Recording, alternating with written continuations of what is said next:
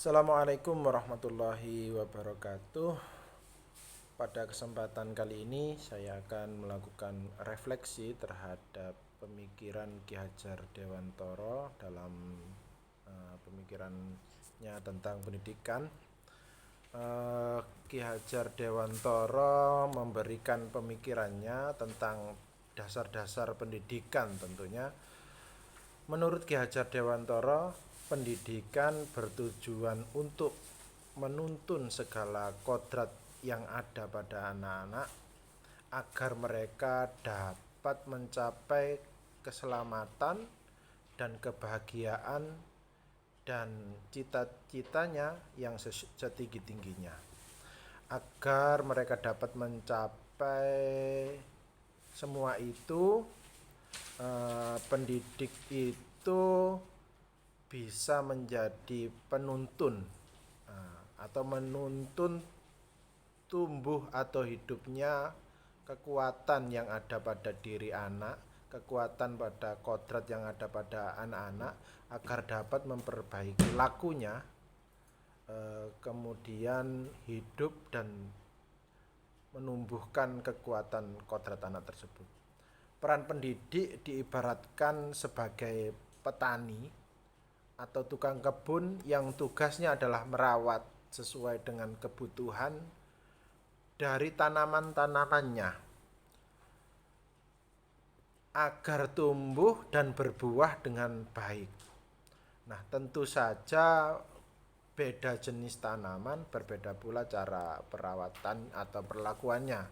Artinya bahwa kita seorang pendidik harus bisa melayani segala bentuk kebutuhan metode belajar siswa yang berbeda-beda tentunya, yang kita sesuaikan atau kita berorientasi pada anak. Kita harus bisa memberikan kebebasan kepada anak untuk mengembangkan ide, berpikir kreatif, mengembangkan bakat dan minat siswa. Nah, dalam kaitannya ini yaitu konsep merdeka belajar. Tapi kebebasan itu bukan berarti kebebasan mutlak. Perlu tuntunan dan arahan dari guru supaya anak tidak kehilangan arah dan tidak membahayakan dirinya. Ki Hajar Dewantara juga mengingatkan bagi para pendidik untuk tetap terbuka dan mengikuti perkembangan zaman yang ada, namun tidak semua yang maksudnya itu tidak semua perkembangan zaman atau tidak semua yang baru itu hal yang baik. Perlu kita selaraskan, perlu kita sesuaikan dulu. Nah, misalnya di Indonesia memiliki potensi-potensi budaya, potensi kebiasaan, kultur yang dapat dijadikan sebagai sumber belajar. Nah, ini menjadi suatu perhatian dari Ki Hajar Dewantara yang beliau menjelaskan bahwa dasar pendidikan anak berhubungan dengan kodrat atau kodrat alam dan juga kodrat zaman. Kodrat alam berkaitan dengan sifat dan terbentuknya lingkungan di mana anak berada, sedangkan kodrat zaman berkaitan dengan isi dan irama zaman yang berkembang pada hari ini atau pada masa yang akan datang. Artinya bahwa setiap anak sudah membawa sifat atau karakternya masing-masing. Jadi sebagai guru kita harus bisa menghapus sifat dasar tadi. Yang bisa dilakukan adalah mohon maaf, sebagai guru kita tidak bisa menghapus kebiasaan dasar tadi.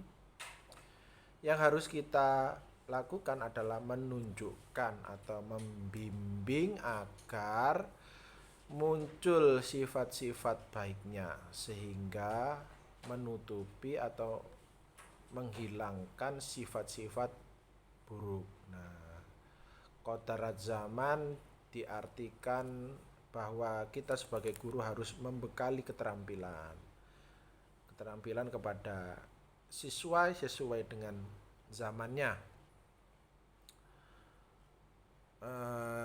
Bisa dikaitkan juga kalau saat ini adalah pembelajaran atau kecakapan abad 21. Nah, yang harus kita sesuaikan tentang teknologi, tapi juga tidak boleh lepas dari budi pekerti. Nah, jadi guru harus senantiasa memberikan teladan yang baik bagi siswa.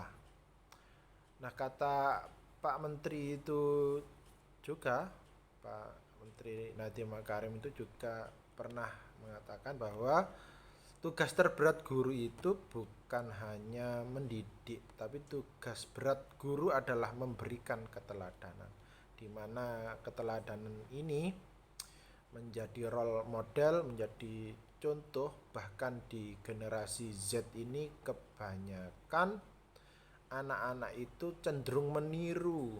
Nah, mana lagu yang hits misalnya gampang untuk ditirukan, ataupun sesuatu yang viral gampang ia tiru. Maka keteladanan guru ini menjadi penting.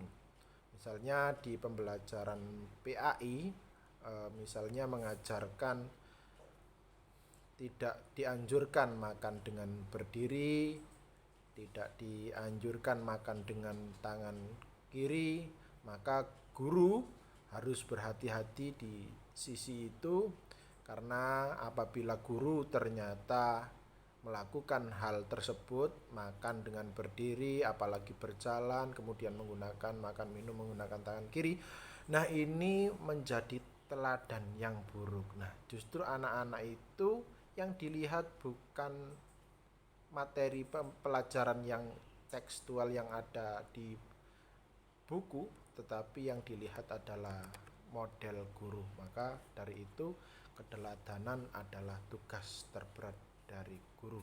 Ini juga yang diajarkan oleh Ki Hajar Dewantara. Nah, itu kiranya Bapak Ibu yang bisa saya sampaikan dari kegiatan merefleksi pemikiran Ki Hajar Dewantara. Yang jelas yang dilakukan guru adalah menghormati dan memperlakukan anak dengan sebaik-baiknya sesuai dengan kodratnya, memanusiakan manusia. Anak ini adalah anak yang istimewa, yang butuh untuk dituntun, dan kita menganggap mereka adalah seperti anak kita sendiri. Manakala mereka butuh bimbingan, ya kita bimbing. Manakala mereka dalam keadaan terpuruk, ya kita dekati.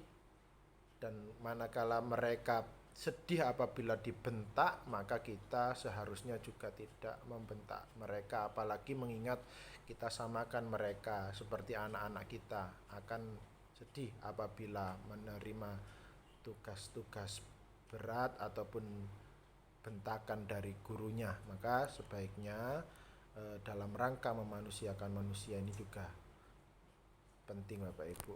Nah, di sini saya sebagai guru yang belum maksimal di sisi diri saya sendiri, yaitu tingkat emosional saya mungkin ya. Jadi tingkat kedewasaan, karena ini juga butuh berlatih, kadang-kadang masih emosional dan lain sebagainya. Ini perlu saya kembangkan, dan saya harus lebih mendewasakan diri dalam menjadi sosok guru yang diidamkan, menjadi sosok guru yang didambakan, menjadi sosok guru yang mampu menjadi teladan, sehingga nanti kedepannya pendidikan di Indonesia, pendidikan ini menjadi lebih baik dan menjadi generasi yang unggul, generasi yang hebat. Sekian, billahi taufiq wal hidayah. Assalamualaikum warahmatullahi wabarakatuh.